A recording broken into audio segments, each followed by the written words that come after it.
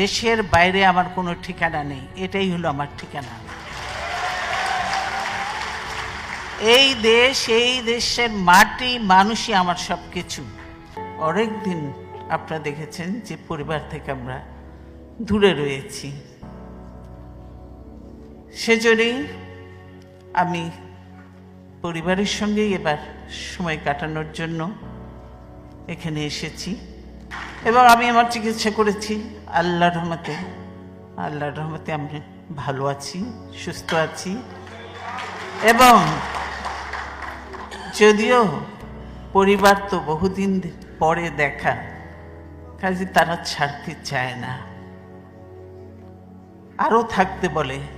কিন্তু আপনারা প্রত্যেকে জানেন যে দেশের কি অবস্থা, এবং এই মুহূর্তে আমাকে দেশে যাওয়াটাও প্রয়োজন, সেজন্যই আমাকে যেতেই হবে।